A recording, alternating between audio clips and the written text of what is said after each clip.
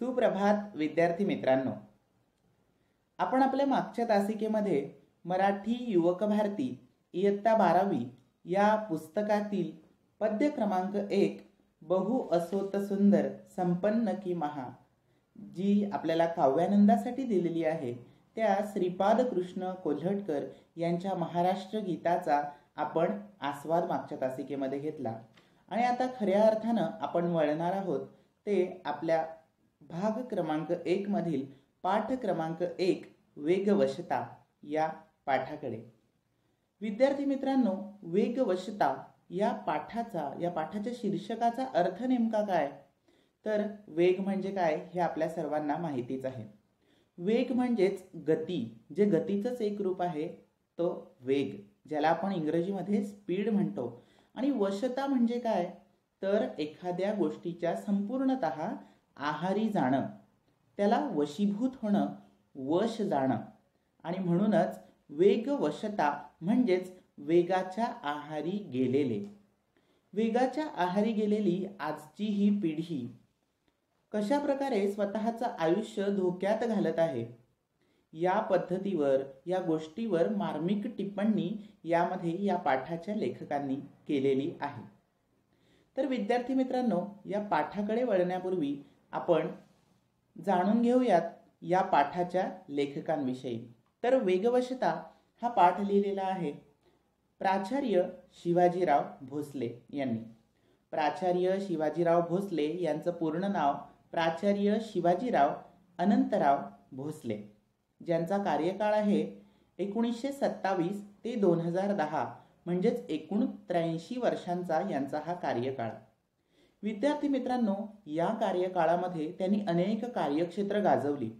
त्यामध्ये अध्यापन, तर्कशास्त्र, तत्वज्ञान, साहित्य आणि व्याख्याते म्हणूनही त्यांनी नाव गाजवलं।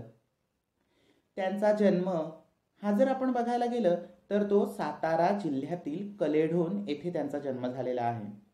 त्यांचे वडील हे प्राथमिक शिक्षक होते आणि त्यांचे थोरले भाऊ हे लष्करी अधिकारी, तर दुसऱ्या क्रमांकावरील त्यांचे थोरले भाऊ हे सुद्धा प्राथमिक शिक्षक होते आणि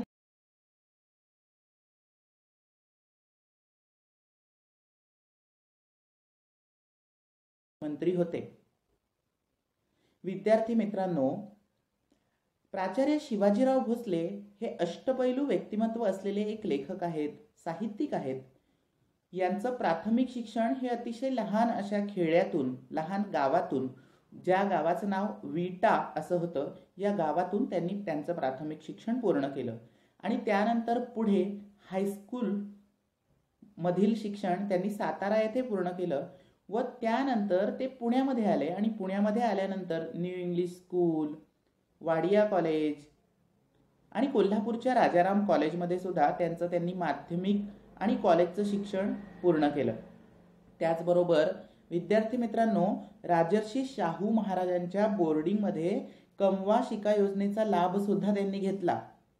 कायद्याची पदवी ही त्यांनी पुण्याच्या ILS लॉ कॉलेजातून घेतली। त्याचबरोबर जे मी आत्ताच तुम्हाला सांगितलं की माजी मुख्यमंत्री असलेले त्यांचे थोरले बंधू बाबासाहेब भोसले यांच्याबरोबर साताऱ्यामध्ये त्यांनी काही काळ वकिली सुद्धा केली। विद्यार्थी मित्रांनो, अध्यापनाचं काम हे प्राचार्य शिवाजीराव भोसले यांनी केलेलं आहे। तर त्यांची अध्यापकीय कारकीर्द कशा स्वरूपाची होती ते आपण बघणं हे अत्यंत आवश्यक आहे। तर फलटण येथील मुधोजी कॉलेज येथे तर्कशास्त्र, मानसशास्त्र आणि तत्वज्ञान हे विषय त्यांनी शिकवले। जे अत्यंत कठीण वाटणारे विषय, तर्कशास्त्र, मानसशास्त्र आणि तत्वज्ञान हे अत्यंत कठीण वाटणारे विषय त्यांनी अतिशय सहज, सोपं करून शिकवण्यात त्यांचा हातखंडा होता। याच मुधोजी कॉलेजमध्ये त्यांनी सुमारे 25 वर्ष प्राचार्य पदाची धुरा सुद्धा सांभाळलेली आपल्याला दिसून येतं। विद्यार्थी मित्रांनो, 1988 ते 1991 या 3 वर्षांच्या कार्यकाळात त्यांनी औरंगाबादच्या मराठवाडा विद्यापीठाचं कुलगुरू पद सुद्धा सांभाळलेलं आहे। म्हणजेच डॉक्टर बाबासाहेब आंबेडकर मराठवाडा विद्यापीठाचे ते माजी कुलगुरू सुद्धा आहेत। त्याचबरोबर ते एक व्यासंगी लेखक तर होतेच, पण त्याशिवाय महाराष्ट्रातील सुप्रसिद्ध विचारवंत आणि नामवंत वक्ते सुद्धा होते.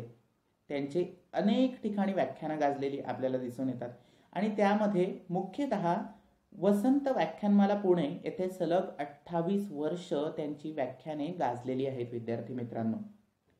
याशिवाय ते कोणकोणत्या विषयांवर व्याख्याने देत असत तर त्यामध्ये भारतीय तत्वज्ञान, भारतीय समाज सुधारक, योगी अरविंद, स्वामी विवेकानंद, छत्रपती शिवाजी महाराज, मराठी संत, तर्कशास्त्र, मानसशास्त्र, साहित्य इत्यादी विषयांवर ते अतिशय अभ्यासपूर्ण अशी व्याख्याने देत असत. त्यांची पुणे येथील वसंत व्याख्यानमाला तर गाजलेली आहेच, परंतु त्याशिवाय पुण्यामधीलच आकाशवाणी व्याख्यानमाला आणि श्रीमंत दगडूशेठ हलवाई गणपती ट्रस्ट व्याख्यानमाला या ठिकाणी सुद्धा त्यांनी अनेक व्याख्याने दिलेली आहेत. आणि महत्त्वाची गोष्ट म्हणजे कन्याकुमारी येथे विवेकानंद शिला स्मारक उभारण्यासाठी शिला स्मारक समितीच्या वतीनं शिवाजीराव भोसले यांनी देशभर व्याख्यानमालांचं आयोजन सुद्धा केलेलं होतं.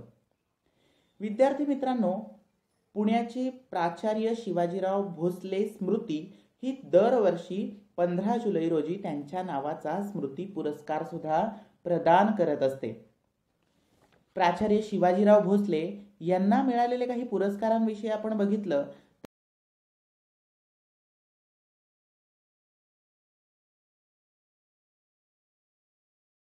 स्मृती पुरस्कार याशिवाय अनेक पुरस्कार प्राचार्य शिवाजीराव भोसले यांनी त्यांच्या कार्यकाळात प्राप्त केलेले आहेत. त्याचबरोबर महत्त्वाची गोष्ट म्हणजे आपल्या या पुण्यामध्ये शिवाजीराव भोसले या नावाची एक सहकारी बँक सुद्धा असल्याचं आपल्याला माहिती असेलच. विद्यार्थी मित्रांनो, हा झाला वेगवशता या पाठाच्या लेखकाचा म्हणजेच प्राचार्य शिवाजीराव अनंतराव भोसले यांचा अल्पसा परिचय. याशिवाय एक महत्त्वाची गोष्ट म्हणजे या साहित्यिकांनी, या लेखकांनी कोणकोणत्या प्रकारची ग्रंथसंपदा लिहिली, त्यांचं साहित्य कोणकोणतं, तर त्यांनी अनेक प्रकारची पुस्तकं आपल्याला लिहिलेली दिसून येतात. तर त्यामध्ये मुख्यतः त्यांची ही काही महत्त्वाची अशी पुस्तकं जी या ठिकाणी आपल्याला दिसत आहे, त्यामध्ये यक्ष प्रश्न, कथा वक्तृत्वाची, जीवनवेद यासारखी अतिशय छान पुस्तकं त्यांनी लिहिलीच, ज्यामधून आपल्याला वैचारिक ज्ञान हे मिळतंच, परंतु त्याचबरोबर देश विदेशांतील महापुरुषांवर आधारित देशोदेशींचे दार्शनिक, प्रेरणा, दीपस्तंभ इत्यादी पुस्तकं सुद्धा त्यांनी लिहिलीत. आणि त्याचबरोबर जे आपल्याला ग्रंथसंपदा याच्या बाजूला 2 महापुरुष दिसत आहेत, त्या महापुरुषांवर म्हणजेच स्वामी विवेकानंद यांच्यावर आधारित व महायोगी अरविंद यांच्यावर आधारित चरित्र आणि तत्वज्ञान हे 2 चरित्र सुद्धा त्याने लिहिलेले आहेत. जे स्वामी विवेकानंदांवर आधारित स्वामी विवेकानंद चरित्र चिंतन या नावाचं पुस्तक त्यांनी लिहिलं आणि त्याचबरोबर महायोगी श्री अरविंद यांच्यावर आधारित मुक्तिगाथा महामानवाची हे पुस्तक त्यांनी लिहिलेलं आहे. त्याचबरोबर विद्यार्थी मित्रांनो, जागर खंड 1 व जागर खंड 2 हे सुद्धा त्यांनी लिहिलेले आपल्याला दिसून येतात. आणि महत्त्वाचं म्हणजे आपण हा जो पाठ बघणार आहोत तो जागर खंड 2 या त्यांच्या ग्रंथातून घेतलेला वेगवशता हा पाठ आहे. विद्यार्थी मित्रांनो, प्राचार्य शिवाजीराव भोसले यांचा हा अल्पसा परिचय आपण या ठिकाणी बघितला आणि आता खऱ्या अर्थानं आपण आपल्या पाठाकडे वळूया. तर वेगवशता या पाठाकडे वळण्यापूर्वी प्राचार्य शिवाजीराव भोसले यांनी या पाठामध्ये नेमकं काय सांगितलेलं आहे ते या प्रस्तावनेच्या माध्यमातून थोडक्यात आपण सुरुवातीला जाणून घेऊया. विद्यार्थी मित्रांनो, आपण ज्यावेळी अभ्यासक्रम बघितला त्यावेळी मी तुम्हाला सांगितलं होतं की आपण यावर्षी विविध काल्पनिक लेख, ललित लेख, काही दंतकथा आणि त्याचबरोबर काही वैचारिक लेख सुद्धा गद्यांमध्ये अभ्यासणार आहोत. तर सर्वप्रथम आपल्याला हे माहिती असायला हवं की वेगवशता हा पाठ या कोणत्या प्रकारात मोडतो. तर वेगवशता हा पाठ वैचारिक लेख या प्रकारामध्ये मोडतो. तर या वैचारिक लेखामध्ये प्रस्तावनेमध्ये प्राचार्य शिवाजीराव भोसले हे आपल्याला सांगतात की अतिवेगाच्या आहारी गेलेल्या माणसांच्या विकृतीवर नेमकेपणानं बोट त्यांनी या पाठामध्ये ठेवलेलं आहे.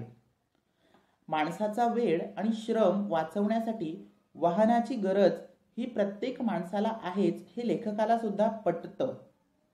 परंतु गरज नसताना खोट्या प्रतिष्ठेपायी कर्ज काढून वाहन खरेदी करण्याच्या वर्तमानकालीन मानसिकतेवर सुद्धा लेखकाने या पाठामधून प्रकाश टाकलेला आहे. विद्यार्थी मित्रांनो, शहरामध्ये, महानगरामध्ये ठराविक वेळेत अनेक ठिकाणी पोहोचून आपल्याला कामे करावी लागतात. हे खरं आहेच. परंतु हे कितीही खरं असलं तरी नको तितक्या वेगाने वाहने चालवून लोक अपघातांना निमंत्रण देताना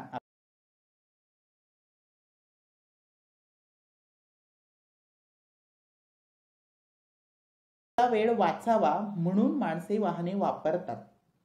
परंतु माणसे यानंतर काय करतात, तर आपला जो वेळ ते त्यामधून वाचवतात, तो वाचलेला वेळ ते पुन्हा वाहन चालवण्यातच वाया घालवतात. आणि त्यावेळी मात्र वाहने ही माणसांवरच स्वार झालेली आपल्याला दिसून येतात. अशी मार्मिक टिप्पणी वेगवशता या पाठामधून शिवाजीराव भोसले हे आपल्याला करताना दिसतात. विद्यार्थी मित्रांनो, लेखक यामधून अजून आपल्याला एक गोष्ट सांगू इच्छितो, ते म्हणजे अफाट वेगाने वाहने चालवण्याच्या प्रवृत्तीमुळे वाहन चालकाच्या शरीरावर आणि मनावर सुद्धा अनावश्यक ताण निर्माण होतो. त्यामुळे आपलं स्वत्व आणि स्वास्थ्य, आपलं शारीरिक आरोग्य सुद्धा हिरावून घेणारा अनैसर्गिक वेग कमी करण्याबाबत लेखक शेवटी यामध्ये इशारा आपल्याला देतात. आणि तेच आपण या पाठामधून बघणार आहोत. चला आता आपण आपल्या पाठाला सुरुवात करूया. तत्पूर्वी विद्यार्थी मित्रांनो, एक 2 ओळी ज्या स्वामी विवेकानंदांनी आपल्याला सांगितलेल्या आहेत त्या मी तुम्हाला सांगू इच्छितो. स्वामी विवेकानंद म्हणतात, जेव्हा युवा शब्द उलटतो तेव्हा वायू शब्द मिळतो. जेव्हा युवा शब्द उलटतो तेव्हा वायू शब्द मिळतो. वायू असतो तिथे असते गती आणि गती जिथे असते तिथेच प्रगती. या 2 ओळींमध्ये स्वामी विवेकानंदांनी जे आपल्याला सांगितलेलं आहे त्याचाच थोडक्यात सारांश आपण या पाठामध्ये विस्तृतरित्या बघणार आहोत. युवा म्हणजेच युवक हा शब्द आपण उलट केला की त्याचा अर्थ तो होतो वायू. आणि या वायूलाच काय असते तर गती असते, म्हणजेच वेग असतो. आणि या गतीला जेव्हा दिशा प्राप्त होते तेव्हा आपण त्याला प्रगती म्हणतो. म्हणजे प्रगती म्हणजे काय तर ही विचारांची गती, जिला योग्य अशी दिशा आहे. आणि हेच आपण या पाठामधून आता बघणार आहोत. लेखक म्हणतात, वेग हे गतीचंच एक रूप आहे. आपले जीवनही स्थिती आणि गती यांत विभागलेलं आहे. थांबणे, चालणे, धावणे असे हे जीवनचक्र फिरतच असते. आपल्या विचारांनाही गती असते, जिला आपण प्रगती म्हणतो. ती विचारांची गती असते. गतीला जेव्हा दिशा असते तेव्हाच ती प्रगती या संज्ञेला पात्र ठरते. दिशाविहीन गती ही अधोगती ठरते. आजच्या जीवनात विलक्षण वेगवानता आढळते. रस्ते वाहनांनी व्यापलेले असतात. माणसे घरात राहतात म्हणूनच अल्पकाळ तरी स्थिर राहतात. एरवी गतीपायी अगतिक होतात. या पहिल्या उतार्यामध्ये लेखक आपल्याला सांगू इच्छितात, वेग हे गतीचंच एक रूप आहे. वेग म्हणजे काय तर गती, जे गतीचं एक रूप आहे, ज्याला आपण इंग्रजीमध्ये काय म्हणतो तर स्पीड. तर हे गतीचं एक रूप आहेच. आणि त्याशिवाय आपलं जीवन हे 2 गोष्टींमध्ये विभागलेलं आहे. म्हणजे प्रत्येक माणसाचं जीवन हे 2 गोष्टींमध्ये विभागलेलं आहे. ते म्हणजे स्थिती आणि गती. स्थिती आणि गती यांमध्ये विभागलेलं आहेच. तर स्थिती म्हणजे काय तर एक विशिष्ट असं स्थान, पोझिशन ज्याला आपण म्हणतो ते. म्हणजे विद्यार्थी मित्रांनो, आपण ज्या ठिकाणी राहतो त्या ठिकाणाहून आपलं कामाचं ठिकाण जर अतिशय जवळ असेल तर आपली गती ही कमी असते. परंतु आपल्या ठिकाणापासून जर आपलं कामाचं ठिकाण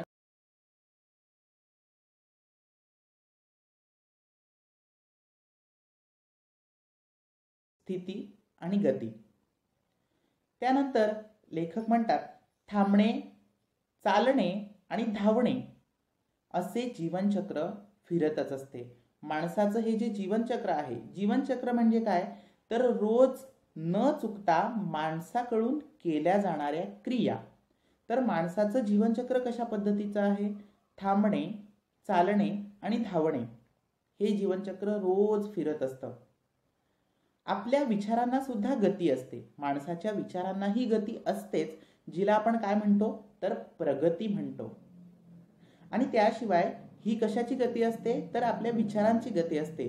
या गतीला जेव्हा दिशा प्राप्त होते तेव्हाच ती प्रगती या संज्ञेला पात्र ठरते.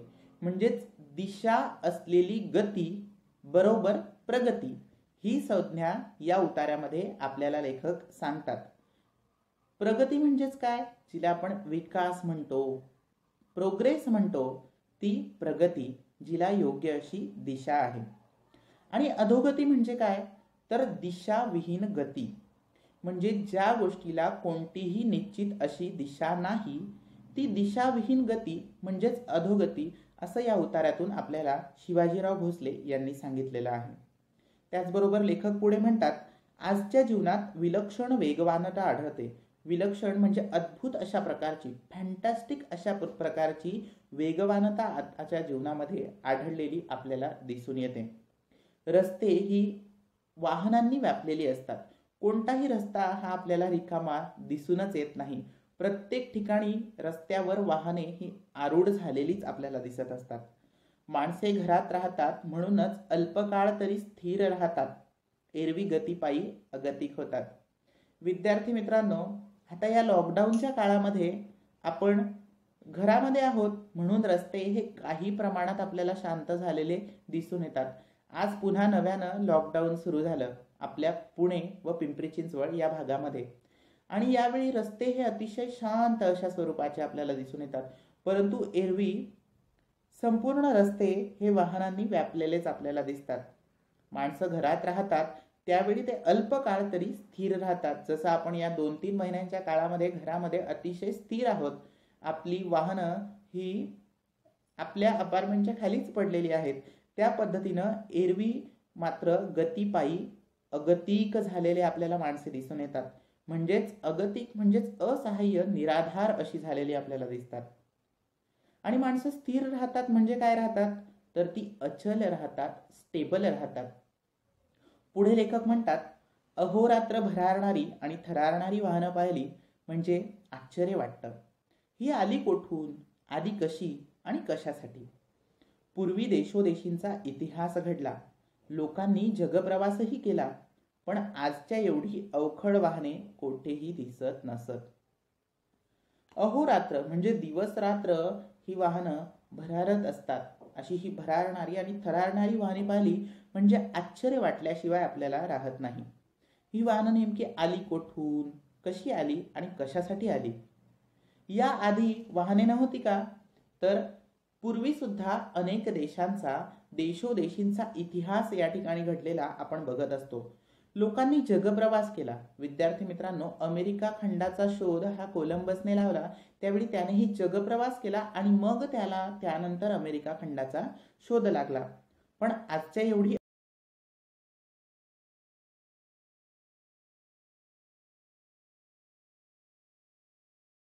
करत असत, ज्यामधूनच त्यांना वेगवेगळ्या देशांचा शोध सुद्धा लागला. परंतु आत्ता एवढी अवखळ वाहनं त्यावेळी कोठेही दिसत नसत. अवखळ म्हणजे काय, तर ज्याला आळा नाही, बेलगाम, अनिर्बंध अशा प्रकारची ही वाहनं. त्यानंतर लेखक म्हणतात, आता माणूस घरातून दारात आला की वाहनावर आरूढ होतो. वेळ थोडा असतो, कामे बरीच असतात, पायी चालत ती उरकता येत नाहीत. जीवन हे दशदिशांना विभागलेले आहे. मुलांची शाळा एका टोकाला, आपले कार्यालय दुसऱ्या टोकाला, मंडई एका बाजूला, तर दवाखाने दूर कुठल्या तरी दिशेला. विद्यार्थी मित्रांनो, यामध्ये लेखक आपल्याला सांगतात की माणूस घरामधून दारात आला, बाहेर पाय टाकला म्हणजे त्याला पायी चालायला अवघड असतं, त्याला वाहन हे त्या ठिकाणी गरजेचंच वाटतं, आणि त्यामुळे घरामधून दारात आला की तो लगेच वाहनावर काय होतो, आरूढ होतो, म्हणजेच विराजमान होतो. वेळ त्याच्याकडे थोडाच असतो, परंतु कामे मात्र बरीच असतात. म्हणजे आजचा माणूस हा अतिशय बिझी, अतिशय व्यस्त असा झालेला आहे. त्याची जीवनशैली ही व्यस्त स्वरूपाची झालेली आहे. पायी चालत त्याला ती कामं उरकता येणं शक्य नसतंच. जीवन हे दश दिशांना म्हणजे 10 दिशांना सगळीकडेच आपलं जीवन हे विभागलेलं आहे. हे कशा प्रकारे विभागलेलं आहे ते सांगताना लेखक आपल्याला म्हणतात की आपल्या मुलांची शाळा ही एका टोकाला असते. आपलं कार्यालय म्हणजे ज्या ठिकाणी आपण काम करतो असं काम करण्याचं ठिकाण हे दुसऱ्या बाजूला असतं. जिथून आपण आपला बाजार भाजीपाला विकत आणतो अशी मंडई ही एका बाजूला असते. तर दवाखाना, हॉस्पिटल, क्लिनिक हे एका वेगळ्याच दूर कुठल्या तरी दिशेला असतं. आणि म्हणूनच अशा पद्धतीनं माणसाचं जीवन हे वेगवेगळ्या ठिकाणी विभागलेलं आहे, जिथं त्याला पायी जाऊन हे प्रत्येक टोकांना सांधणं शक्य नाही. विद्यार्थी मित्रांनो, खाली आपल्याला हे वाहन चालवताना हा तरुण दिसत आहे. हा तरुण वाहनावर अशा पद्धतीनं स्वार झालेला आहे की त्याला आजूबाजूच्या कशाचंही ध्यान नाहीये. म्हणजे आजचा युवक हा फक्त त्याच्याच धुंदीत वाहनांवर आरूढ होतो आणि वाहनं चालवत असतो. वाहनांवर आरूढ होऊन रस्त्याने जोराने धावत असतो आणि मग अपघातांना तो स्वतःच निमंत्रण देत असतो.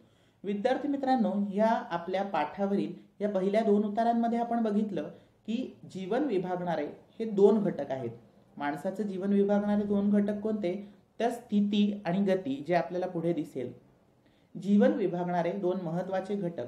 विद्यार्थी मित्रांनो, ज्यावेळी आपल्याला गद्य पाठाचा एखादा उतारा हा कृतीसाठी दिला जातो त्यावेळी आपल्याला पर्यायी अशा स्वरूपाचे काही प्रश्न विचारले जातात. त्यामध्ये आपल्याला हा प्रश्न विचारला जाऊ शकतो की जीवन विभागणारे 2 घटक कोणते? तर त्याचं उत्तर आहे स्थिती आणि गती. हे माणसाचं जीवन विभागणारे 2 महत्त्वाचे घटक आहेत. त्यानंतर आपण यामध्ये बघितलं की प्रगती म्हणजे काय? तर विचारांची गती. विचारांची गती आहेच, पण ती कशी? तर योग्य दिशा असलेली विचारांची गती म्हणजेच प्रगती. आणि अधोगती म्हणजे काय? तर जिला निश्चित अशी दिशा नाही, दिशाविहीन गती म्हणजेच अधोगती. हे आपण यावरील उतार्यामध्ये बघितलं. त्याचबरोबर माणसाचं जीवन हे वेगवेगळ्या 10 दिशांना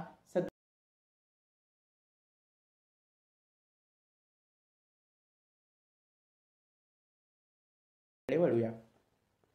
पुढील उतार्यामध्ये लेखक सांगतात जीवनाची ही टोके सांधणार कशी. म्हणजे लेखक आपल्याला म्हणालेत की मुलांची शाळा एका बाजूला, कार्यालय एका बाजूला, मंडई एका बाजूला आणि दवाखाना एका बाजूला. तर या जीवनाच्या सर्व टोकांना आपण सांधणार कसं, जोडणार कसं?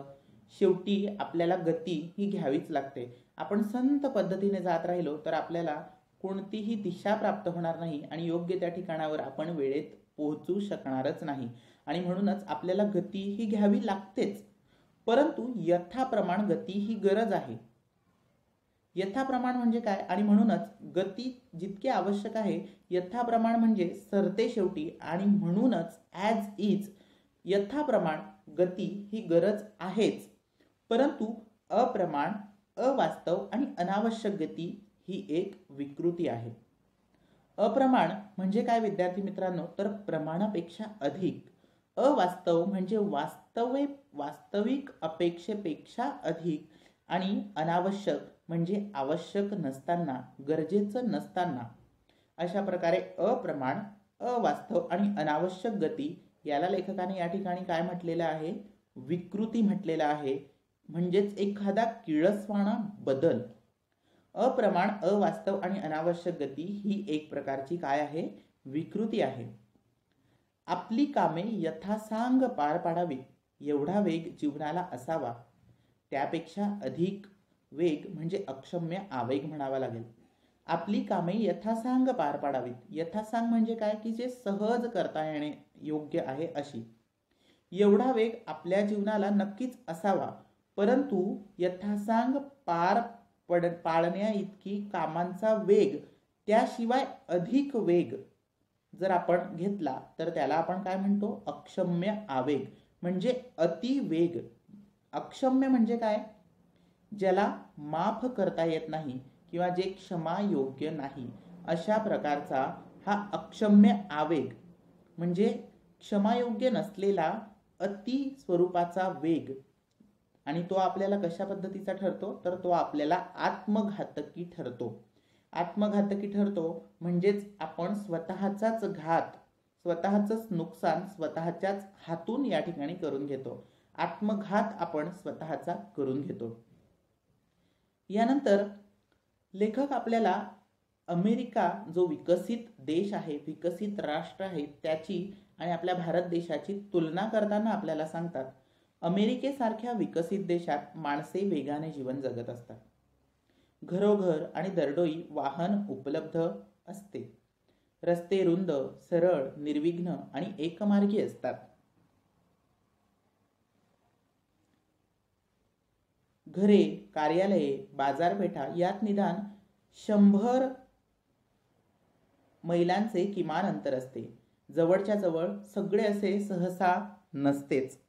अंतरावरच्या गोष्टींशी जवळीक साधण्यासाठी दूरवर जावं लागतं. यातून माणसात दुरावा निर्माण होतो. तो जाचदायक आणि असह्य होऊ नये म्हणून वेगाचा आश्रय घेतला जातो. वेगामुळे माणसे बेभान होतात. भान हरपले म्हणजे अस्वस्थता विरून जाते. वेगात एक बेहोशी असते. विद्यार्थी मित्रांनो, अमेरिका या विकसित राष्ट्राशी तुलना करताना लेखक आपल्याला सांगतात की अमेरिकासारख्या या विकसित देशामध्ये, जो पूर्णपणे डेव्हलप झालेला आहे, अशा या देशामध्ये माणसं वेगाने जीवन जगताना आपल्याला दिसतात. घरोघर आणि दरडोई त्या ठिकाणी वाहन उपलब्ध असतं. म्हणजे प्रत्येक माणसाजवळ त्या ठिकाणी वाहन हे असतंच. रस्ते रुंद, सरळ, निर्विघ्न आणि एकमार्गी असतात. निर्विघ्न म्हणजेच काय, तर जी कोणत्याही अडथळ्यांविना अशी रस्ते त्या ठिकाणी असतात. घरे, कार्यालये, बाजारपेठा यात निदान 100 मैलांचं किमान अंतर असतं. प्रत्येक ठिकाणी जाण्यासाठी भरपूर अशा प्रकारचं अंतर त्यांना गाठावं लागतं. जवळच्या जवळ असं सगळं सहसा नसतंच. एका ठिकाणाहून लगेच आपल्या शाळेपासून मंडई ही अतिशय जवळ आहे अशा स्वरूपाचं अमेरिकेमध्ये आढळताना आपल्याला दिसत नाही. प्रत्येक ठिकाण एकमेकांपासून 100 मैलांचं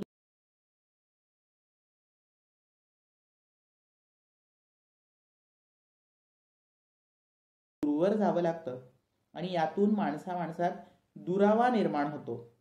तो जाचदायक आणि असह्य होऊ नये म्हणून वेगाचा आश्रय त्या ठिकाणी घेतला जातो. वेगामुळे माणसं बेभान होताना आपल्याला दिसतात. भान हरपलं म्हणजे अस्वस्थता विरून जाते. या वेगामध्ये एक प्रकारची बेहोशी असते. म्हणूनच विद्यार्थी मित्रांनो, वेगाच्या आहारी न गेलेलं हेच कधीही बरं असतं. भारतीयांनी काय केलं, तर भारतीयांनी अमेरिकन जीवनशैली पत्करण्याचं कारणच नाही. म्हणजे अमेरिका आणि भारत यामध्ये अतिशय फरक आहे. अमेरिकेच्या तुलनेत जर आपण बघायला गेलं तर आपल्याला त्यांच्या इतकं अंतर हे वेगवेगळी टोकं सांधण्यासाठी गाठावं लागत नाही आणि म्हणूनच भारतीयांनी अमेरिकन जीवनशैली पत्करण्याचं कारणच नाही. आपल्याकडे अंतरं ही अमेरिकेच्या तुलनेत कमी आहेत. माणसे खूप आहेत, कामे फारशी नाहीत. जीवनाची टोके सहज सांधता येतात. थोडी त्वरा करावी लागते, म्हणजे थोडी वाट आपल्याला बघावी लागते.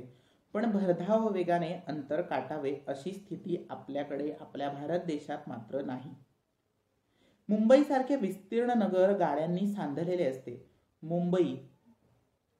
मुंबईला आपण सर्वच जाणून आहोत. मुंबईमध्ये किती प्रमाणात गर्दी असते. वेगवेगळ्या राज्यांमधून आलेली गर्दी ही आपल्या मुंबईमध्येच असलेली आपल्याला दिसून येते आणि त्यामुळे मुंबई हे विस्तीर्ण स्वरूपाचं नगर आहे आणि या विस्तीर्ण नगरामध्ये हे कायम गाड्यांनी सांधलेलं असतं. रस्ते ही कधीही आपल्याला रिकामे दिसत नाहीत. गाड्या रुळावरून चालतात, त्यात भरकटणं फारसं नसतं. म्हणजे हरवणं, चुकणं हे फारसं नसतंच. गाडीत चढले म्हणजे माणसांचं धावणं हे थांबतं. एकदा का आपण आपल्या गाडीत चढले, आपल्याला कार्यालयात जावयाचं आहे, आपण आपली लोकल ट्रेन पकडली, त्या गाडीमध्ये आपण बसलो म्हणजे आपलं धावणं त्या ठिकाणी थांबतं. आपण थोडा वेळ तरी त्या ठिकाणी स्थिर होतो. परंतु खरी अडचण कुठं असते, तर खरी समस्या असते ती रस्त्यावरून येणाऱ्या जाणाऱ्या 2 आणि 4 चाकी वाहनांची. म्हणजे ट्रेनमधून विमानामधून प्रवास करताना त्या ट्रेनला गाठेपर्यंत, विमानाला गाठेपर्यंत, एखाद्या बसला गाठेपर्यंतच आपली धावपळ सुरू असते. परंतु खरी अडचण कशी असते तर ती 2 चाकी आणि 4 चाकी वाहनांची. दुचाकी आणि 4 चाकी, ज्याला आपण 2 व्हीलर आणि 4 व्हीलर म्हणतो, जी रस्त्यावरून कायम धावताना आपल्याला दिसतात आणि त्यामुळेच जास्तीत जास्त मोठ्या प्रमाणावर अपघात होताना आपल्याला दिसतात. त्यांचा वेग जर मर्यादित ठेवला तर ती साधने म्हणून उपयोगी पडतात. वेळ आणि श्रम वाचवण्यासाठी त्यांचा उपयोग आपल्याला होतो. पण अनेकदा असं घडतं की वाचलेला वेळ घालवावा कसा हेच माणसाला कळेनासं होतं आणि मग तो वेळ घालवण्यासाठी पुन्हा माणसे वाहनांच्या आहारी जातात. आरंभी माणसे वाहनांवर स्वार होतात, मग माणसे वाहनांवरच स्वार होतात. हे या पाठातील अतिशय महत्त्वाचं असं वाक्य आहे विद्यार्थी मित्रांनो. यामध्ये लेखक आपल्याला काय सांगतो की आपण आपला वेळ वाचावा म्हणून वाहनांवर आरूढ होतो आणि वाहनांवर आरूढ होऊन आपण आपलं काम हे पूर्ण करत असतो. परंतु आपण जो वेळ वाचवतो त्या वाचलेल्या वेळात म्हणजेच आपला फावला वेळ हा कसा घालवावा हे आपल्याला कळेनासं होतं. म्हणजे आपण व्यवस्थित पद्धतीनं निर्णय त्या ठिकाणी घेऊ शकत नाही आणि मग माणूस काय करतो तर पुन्हा वाहनांच्या आहारी जातो. तो वेळ घालवण्यासाठी तो वाहनांच्या आहारी जातो. पण यानंतर काय घडतं, आहारी जातो म्हणजे एखादी कृती गरजेपेक्षा जास्त ज्या ठिकाणी होते त्याला आपण आहारी जाणं म्हणतात आणि मग हा वाहनांच्या आहारी जातो आणि त्या ठिकाणी विद्यार्थी मित्रांनो असं होतं की सुरुवातीला माणसे वाहनांवर स्वार झालेली असतात. आरंभी म्हणजेच सुरुवातीला माणसे वाहनांवर स्वार होतात, परंतु नंतर मात्र असं काही घडतं की ही वाहनेच माणसांवर स्वार होऊन जातात आणि ते माणसाला त्या ठिकाणी कळतही नाही की कशा पद्धतीनं वाहने ही माणसांवरच स्वार होऊन गेलेली असतात. लेखक पुढे म्हणतात, कामापुरते आणि कामासाठी वाहन आणि आटोक्यात राहील एवढाच वेग हे तंत्र अनुसरलं तर जीवन अर्थपूर्ण होईल. आपले जीवन अधिक प्रमाणात आपल्या वाट्याला यावे, ते कृतार्थतेने जगता अनुभवता यावे, त्यासाठी उसंत लाभावी म्हणून वाहनांचा वापर करायला हवा. प्रत्यक्षात घडतं ते वेगळंच. इतरांशी मानसिक स्पर्धा करण्यासाठी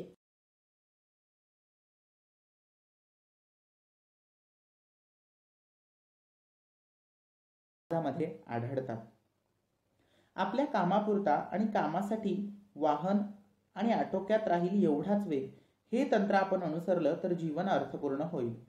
म्हणजेच आटोक्यात राहील एवढाच वेग म्हणजे नियंत्रणात राहील एवढाच वेग हे तंत्र जर आपण आणि कामासाठीच फक्त वाहनाचा वापर हे तंत्र आपण अनुसरलं तर आपलं जीवन हे नक्कीच अर्थपूर्ण झाल्याशिवाय राहणार नाही. आपलं जीवन हे अधिक प्रमाणात आपल्या वाट्यालाच यावं, ते कृतार्थतेने जगता यावं, अनुभवता यावं, त्यासाठी उसंत लाभावी म्हणजे थोडा स्वतःसाठीही वेळ मिळावा असं आपल्याला वाटत असेल तर आपण योग्य त्या ठिकाणीच वाहनांचा वापर करायला हवा. विद्यार्थी मित्रांनो, आपलं हे आयुष्य हे आपल्याला एकदाच मिळत असतं. ते अतिशय मौल्यवान आहे आणि त्यामुळे आयुष्य ही आपल्याला मिळालेली एक संधी आहे नवीन काहीतरी करण्याची. आणि म्हणूनच हे आयुष्य फार लहान आहे पण फार छानही आहे आणि म्हणूनच आनंदानं जगायला आपण यामध्ये शिकलं पाहिजे. म्हणूनच वेगाच्या आहारी न जाता, इतरांशी मानसिक स्पर्धा न करता आपण वाहनांचा योग्य त्या ठिकाणीच वापर करायला शिकलं पाहिजे. परंतु सध्याच्या काळात काय होताना दिसतं विद्यार्थी मित्रांनो, आपल्याला वाहनांवर माणसे इतक्या प्रमाणात आरूढ का होतात तर सुरुवातीला महत्त्वाचं म्हणजे त्याला इतरांशी मानसिक स्पर्धा करायची असते. म्हणजे मीच मागे का राहावं, मी मागे नाही ना राहणार, अशा पद्धतीचे प्रश्न त्याच्या मनात निर्माण होतात आणि मग त्याला वाटतं इतरांकडे जी गोष्ट आहे ती माझ्याकडेही असायला हवीच. आपल्याला माहितीच आहे की माणसाच्या अपेक्षा ही कधीही पूर्ण होत नाही. माणसाकडे सायकल असेल तर त्याला वाटतं माझ्याकडे दुचाकी मोटरसायकलही असावी. मोटरसायकल असलेल्या माणसाला वाटतं माझ्याकडे 4 चाकी 4 व्हीलर कार असावी. कार असणाऱ्या माणसाला त्याच्या पुढच्या अपेक्षा असतात, माझ्याकडे चांगली कार असावी, मर्सिडीज असावी. अशा प्रकारे माणसाच्या अपेक्षा मात्र कधीही संपत नाहीत. परंतु विद्यार्थी मित्रांनो, आपल्या आयुष्याला आनंदानं जगण्यासाठी आपण इतरांशी मानसिक स्पर्धा न करणंच योग्य आहे. परंतु काय होताना दिसतं, तर इतरांशी मानसिक स्पर्धा करण्यासाठी, आपल्या ऐश्वर्याचं प्रदर्शन घडवण्यासाठी, म्हणजे आपल्या संपत्तीचा देखावा करण्यासाठी आणि गरज नसताना, काही काही लोक कुवत नसताना, ऐपत नसताना सुद्धा कर्ज काढतात आणि कर्ज काढून वाहनं खरेदी करतात. परंतु कोणतंही महत्वाचं काम नसताना पत्नीला मागच्या बाजूला बसवून आधुनिक दुचाकीने सहज फेरफटका मारून आले म्हणजे अनेकांना बरं वाटतं. म्हणजे आत्ताच्या युगातील या मॉडर्न दुचाकींवर पत्नीला मागच्या सीटवर बसवून सहज फिरून येण्यात, लोकांना दाखवण्यात माणसाला मौज वाटते, वेगळीच हौस वाटते, त्याला त्याच्यातच आनंद प्राप्त होतो. पण आहेच वाहनं तर 4-6 मैलांवरचे एखादे निसर्गरम्य स्थान किंवा मंदिर पाहण्यासाठी ही माणसे का जात नाहीत? एखादा लक्ष्मी रोड, महात्मा गांधी मार्ग किंवा जंगली महाराज रस्ताच का पसंत केला जातो? देहू, आळंदी, सिंहगड, बनेश्वर, विठ्ठलवाडीकडचे रस्ते का दिसत नाहीत? हे आपण पुढे बघत आहोत. तर विद्यार्थी मित्रांनो, लेखक आपल्याला म्हणतो, आपल्याकडे जर वाहनं आहेच तर आपण त्यांचा वापर एखादं 4-6 मैलांवरचं जवळचं एखादं निसर्गरम्य स्थान किंवा एखादं मंदिर पाहण्यासाठी माणसे का जात नसतात?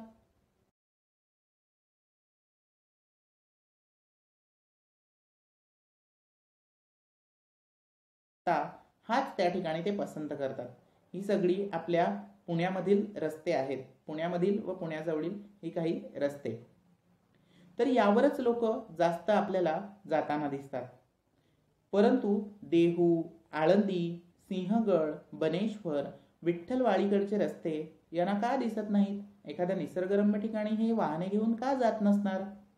असं या ठिकाणी एक मार्मिक टिप्पणी या आजच्या माणसांवर लेखक आपल्याला करताना दिसतात. लेखक पुढे म्हणतात, वाई, सातारा, फलटण, कराड अशा गावी वाहनांची एवढी निकड आहे का? शेतमळ्यात जायचे असेल तर तातडीचा भाग म्हणून कधीतरी वाहन लागेल. आपले राहणे गावाबाहेर होत असेल तर वाहनाचा उपयोग होईल. पण सहज आणि सुखाने येणे जाणे सोडून वेगाने एरझारा कशासाठी घालावायच्या? आहेच गाडी तर मारूया चक्कर, अशी भावना बाळगून रस्त्यावर अडचणी निर्माण करणारे रसिक संख्येने वाढत चालले आहेत. यामधून काय सांगतात लेखक? वाई, सातारा, फलटण, कराड अशा गावी वाहनांची खरोखर एवढी निकळ आहे का? म्हणजे गरज आहे का? आपल्याला एखाद्या शेतमळ्यात जायचं असेल तर तातडीचा भाग म्हणून, तातडीचा म्हणजे अत्यावश्यक, अतिशय अनिवार्य असेल म्हणून कधीतरी वाहन आपल्याला लागेल. आपलं राहणं हे गावाबाहेर होत असेल तर वाहनाचा उपयोग होईल. परंतु सहज आणि सुखाने येणे जाणे सोडून वेगाने एरझारा कशासाठी घालावायच्या? एरझारा घालणे म्हणजे काय? विनाकारण फेऱ्या मारत राहणे. विनाकारण फेऱ्या मारत राहून आपल्याला काय साध्य होणार आहे? असा प्रश्न या ठिकाणी लेखक आपल्याला उपस्थित करतात. आहेच गाडी तर मारूया चक्कर, अशी भावना बाळगून रस्त्यावर अडचणी निर्माण करणारे रसिक संख्येने वाढत चाललेले आपल्याला दिसतात. हे अतिशय खरं आहे. रसिक म्हणजे काय? तर एखादं काम हे अतिशय आवडीनं करणं. तर वाहनांवर आरूढ होऊन रस्त्याने धावत सुटणं ही आजच्या माणसांची एक प्रकारे आवड झालेली आहे आणि म्हणूनच अशा माणसांना लेखक या ठिकाणी रसिक म्हणून संबोधताना आपल्याला दिसतात. यानंतर लेखक काय म्हणतात?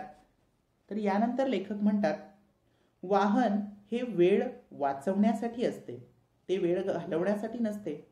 त्याचा वेग बेताचा असणे अगत्याचे असते. माणसे चालू आणि पळूही शकतात, पण रस्त्याने कोणी चालण्याऐवजी पडू लागला तर त्याचं कौतुक करावं का? अपेक्षित स्थळी वेळेवर पोहोचता येईल अशा बेताने वाहने चालवण्याऐवजी उगाचच भरधाव वेगाने चालवण्यात औचित्य तरी कोणतं? म्हणजे काय विद्यार्थी मित्रांनो, की वाहनं कशासाठी असतात? आपला माणसाचा वेळ वाचावा यासाठी वाहनं असतात. ते आपला वेळ विनाकारण वाया घालवण्यासाठी नसतात, परंतु आपला मौल्यवान वेळ आपण विनाकारण वाहने चालवून फिरण्यात घालवत असतो. त्याचा वेग बेताचा असणे. बेताचा असणे म्हणजे काय? जितका आपल्याला आवश्यक आहे तितकाच. अगत्याचे असते. अगत्याचे म्हणजे प्राथमिक स्वरूपाचे असते. माणसे चालू आणि पळूही शकतात, पण रस्त्याने कोणी चालण्याऐवजी पळू लागला तर त्याचं कौतुक करावं का? अपेक्षित स्थळी वेळेवर पोचता येईल अशा बेताने वाहने चालवण्याऐवजी उगाचच भरधाव वेगाने चालवण्यात औचित्य तरी कोणतं माणसाला या ठिकाणी वाटत असतं? म्हणजे आपल्याला ज्या ठिकाणी जायचं आहे असं अपेक्षित स्थळ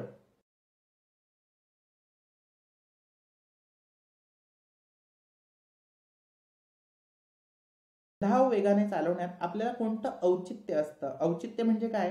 की एखादं काम करण्यासाठी आवश्यक असं कारण, वेळ. तर आपल्याला या अशा प्रकारचं औचित्य कोणतं वाटतं असा प्रश्न आपल्या आपल्या लोकांना, माणसांना लेखकाने या ठिकाणी केलेला आहे. पुढे लेखक म्हणतात, वाहनाचा वेग वाढला म्हणजे त्याच्यावरचा ताबा कमी होतो. पुढचे वाहन मागे टाकून पुढे जाण्याच्या हव्यासामुळे अनेक अपघात होतात. रात्रीच्या वेळी विलक्षण वेगाने धावणारी गाडी ही रातराणी म्हटली जाते. रात्री भरधाव वेगाने प्रवास करून पार पाडावीत एवढी महत्वाची कामे दरवेळीच असतात का? म्हणजे दिवसा तर रस्त्याने आपल्याला खूप अशा प्रकारची वाहने चालताना दिसतात, परंतु रात्री सुद्धा आपल्या शहरांमधील, महानगरांमधील रस्ते ही काही केल्या शांत झालेली नसतातच. आणि म्हणूनच या ठिकाणी लेखक आपल्याला सांगतो की रात्रीच्या वेळी विलक्षण वेगाने धावणारी गाडी, जिला आपण रातराणी म्हणतो. विलक्षण म्हणजे काय? तर अति हाव अशा प्रकारची वाहनं आपण चालवत असतो. त्याप्रकारे रात्री भरधाव वेगाने प्रवास करून पार पाडावीत एवढी महत्वाची कामे आपल्याला दरवेळी असतातच का? म्हणजे रात्रीच आपण ती कामं केली पाहिजेत, इतकी महत्वाची ती कामं असतात का, असा प्रश्न सुद्धा लेखक आपल्याला या ठिकाणी उपस्थित करतात. पुढे लेखक म्हणतात, वाहनाचा वेग अनिवार्य झाला तर चित्ताची व्यग्रता वाढते. डोळ्यांवर, मनावर, शरीरावर ताण पडतो. शरीरभर अनावश्यक स्पंदने निर्माण होतात. हादरे बसून मज्जातंतू आणि मणके कमकुवत होतात. म्हणजे काय? तर वाहनाचा वेग हा अनिवार्य झाला आहे. अनिवार्य म्हणजे काय?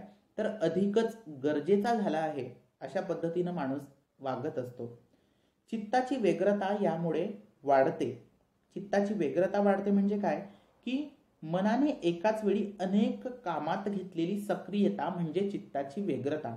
आणि वाहनांचा वेग हा अधिक गरजेचा झाल्या असल्यामुळे चित्ताची व्यग्रता ही आपली वाढते. आणि त्यामुळे काय होतं विद्यार्थी मित्रांनो? तर आपल्या डोळ्यांवर, आपल्या मनावर आणि आपल्या शरीरावर सुद्धा एक प्रकारचा ताण निर्माण होतो, तणाव निर्माण होतो. शरीरभर अनावश्यक स्पंदने निर्माण होतात. म्हणजे हृदयाची धडधड आपली व्हायला लागते. हादरे बसून मज्जातंतू आणि मणके कमकुवत होतात. मज्जातंतू म्हणजे काय? तर मेंदूला संकेत पाठवणारी शरीरातील यंत्रणा ही सुद्धा कमकुवत या ठिकाणी होते. आणि त्याचप्रमाणे मणके म्हणजे पाठीचा कणा सुद्धा कमकुवत होत असतो. आणि म्हणूनच वाहनांवर अतिवेगानं वाहनं घेऊन जाणं हे खरोखर योग्य नाही, हे या ठिकाणी लेखक आपल्याला सांगत असतो. कारण त्याचा आपल्या मनावर आणि शरीरावर सुद्धा वाईट अशा प्रकारचा परिणाम होतो. कमरेची आणि पाठीची दुखणी ही वाहनधारकाची म्हणजेच वाहन चालकाची व्यथा असते, यातना असते. बसणे, उठणे, चढणे, उतरणे, चालणे, वळणे, वर खाली पाहणे या मुक्त हालचालींचे संगीत विसरून स्वतःला वाहनांशी जखडून ठेवणे आणि वाहनांचा वेग अंगीकारून आपल्या शरीर व्यापात अडथळे निर्माण करणे हे धोरण निसर्ग विरोधी आहे. म्हणजे बसणं, उठणं, चढणं, उतरणं, चालणं, वळणे, वर खाली पाहणं या मुक्त हालचालींचे संगीत विसरून स्वतःला वाहनांशी जखडून ठेवणं आणि वाहनाचा वेग अंगीकारून आपल्या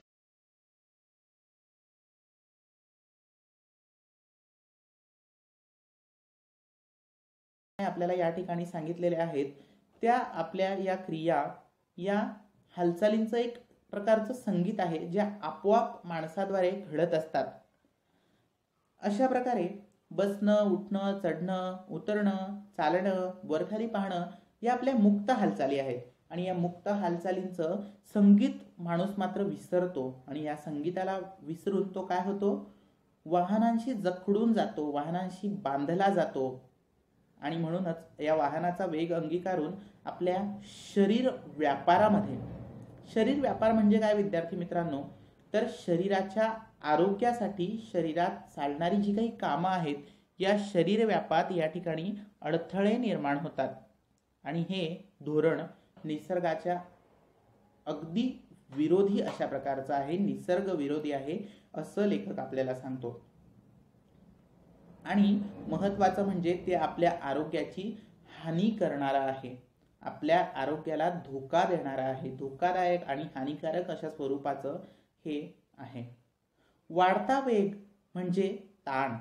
लेखक या ठिकाणी आपल्याला सांगतो की वेग हे गतीचं एक रूप आहेच, परंतु वाढता वेग हा एक प्रकारचा काय आहे, ताण आहे, तणाव आहे, ज्याला आपण प्रेशर म्हणतो. अशा प्रकारची ही एक गोष्ट आहे. वाढता वेग म्हणजे ताण. जीवनातले ताणतणाव वाढवून पोचणार तरी कुठं, म्हणजे माणसं ही स्वतःच्या जीवनातील ताणतणाव हे स्वतःच वाढवत असतात. आणि हा स्वतःच्या जीवनातील आपण जर आपला वेग वाढवला याचा अर्थ असा की आपण आपल्या जीवनातील ताणतणाव वाढवत आहोत. आणि मग जीवनातील ताणतणाव वाढवून आपण पोचणार तरी कुठं आहोत विद्यार्थी मित्रांनो.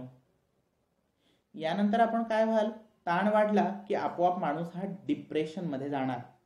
आणि म्हणूनच स्वतःचा वेग वाढवू नका आणि स्वतःचा ताणही वाढवू नका असं लेखक आपल्याला यामधून शिकवण देतोय.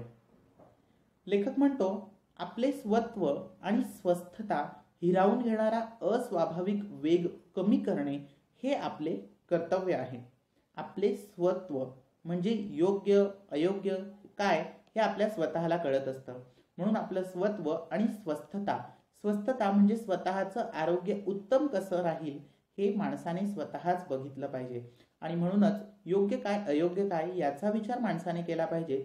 त्याचबरोबर आपल्या उत्तम अशा आरोग्याचा विचारही माणसाने केला पाहिजे. आणि म्हणूनच आपले स्वत्व आणि स्वस्थता हिरावून घेणारा हा अस्वाभाविक जो वेग आहे तो कमी करणं हे आपलं माणसाचंच कर्तव्य आहे. अन्यथा माणूस स्वतःच वेगाच्या आहारी जाऊन स्वतःच्याच मनात ताण निर्माण करत असतो. उगाचच भावविवश होऊन वेगवश होऊ नये असा सल्ला सुद्धा लेखक आपल्याला या ठिकाणी आपल्याला देतात. उगाचच भावविवश होऊन म्हणजेच उगाच भावनिक होऊन आपण वेगवश होऊ नये. वेगवश म्हणजे वेगाच्या आहारी जाऊ नये.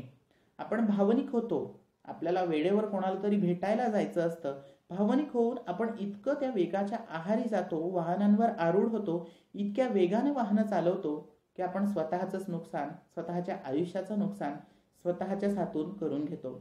आणि म्हणूनच वेगवश होऊ नका, वेगाच्या आहारी जाऊ नका असा सल्ला सुद्धा लेखक आपल्याला पाठाच्या शेवटी यामधून देत आहेत.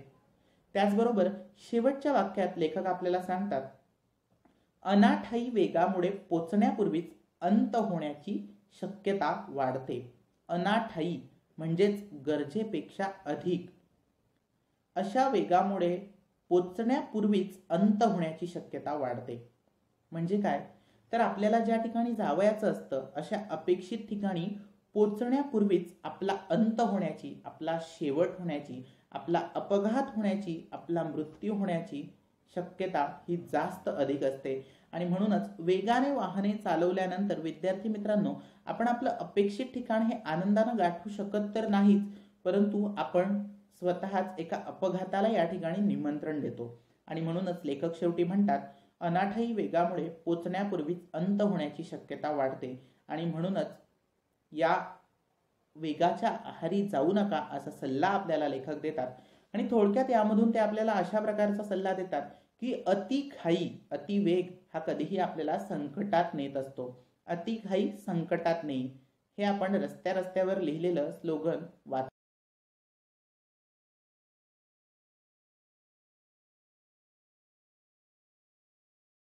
लेखक आपल्याला सल्ला देतात विद्यार्थी मित्रांनो आपण स्वतःच आपला अंत करण्याच्या मार्गावर आहे. आणि म्हणून सावधान, घरी तुमची ही कोणीतरी वाट पाहतंय हे लक्षात आपल्या प्रत्येकाच्या असायला हवं. आणि म्हणूनच गरज लागेल तिथेच वाहनाचा वापर करा आणि गरज असेल तेवढाच वाहनांचा वेग ठेवा. हा महत्त्वाचा सल्ला यामधून लेखक आपल्याला देताना दिसतात. काय सल्ला देतात? तर गरज लागेल तिथेच वाहनांचा उपयोग आणि गरज असेल तेवढाच वाहनांचा वेग आपण ठेवला पाहिजे, असा महत्त्वपूर्ण सल्ला या पाठामधून प्राचार्य शिवाजीराव भोसले यांनी आपल्याला दिलेला आपल्याला दिसून येतो. त्यानंतर विद्यार्थी मित्रांनो, नेहमीप्रमाणे आपल्या तासिकेचा शेवट करताना मी एक सुविचार तुम्हाला सांगतच असतो, हे तुम्ही जाणून आहातच. तर आजचा आपला सुविचार जो आपल्या या पाठाशी संबंधित आहे, वेग, अतिवेगाच्या आपण आहारी जातो त्या संबंधित आहे. त्याचबरोबर वेळेला आपण महत्त्व देत नाही. आपण आपला वेळ वाचवत असतो, परंतु तोच वेळ आपण वायाही घालवत असतो. हे आपण या पाठामधून बघितलं. तर वेळेविषयीचा हा अतिशय छोट्या एका वाक्याचा सुविचार. यामध्ये एका बाजूला घड्याळ आपल्याला दाखवलेला आहे. या सुविचारामध्ये सांगितलेलं आहे, जो वेळ अत्यंत प्रभावीपणे वापरतो तोच आयुष्यात यशस्वी होतो. म्हणजे जो मनुष्य स्वतःच्या आयुष्यामध्ये वेळेचा अत्यंत प्रभावीपणे वापर करतो, कोणत्या ठिकाणी कोणत्या वेळेला काय योग्य काय अयोग्य हे त्याला कळतं, तोच माणूस आयुष्यामध्ये यशस्वी होत असतो. आणि म्हणूनच वेगाच्या आहारी जाऊ नका, स्वतःचा वेळ वाया घालवू नका, स्वतःचं आयुष्य वाया घालवू नका आणि स्वतःच अपघाताला निमंत्रण देऊ नका. हा मोलाचा सल्ला यामधून प्राचार्य शिवाजीराव भोसले यांनी आपल्याला दिलेला आहे. या पाठामधून आपण काय शिकलो हे थोडक्यात आपण पुढच्या तासिकेला बघूया आणि यानंतर आपण पुढच्या तासिकेला या पाठाचा स्वाध्याय कसा सोडवावा, कृतीपत्रिका कशी सोडवावी या संबंधित मार्गदर्शनही पुढच्या तासिकेमध्ये मी आपल्याला करेल. आता सर्वांना धन्यवाद.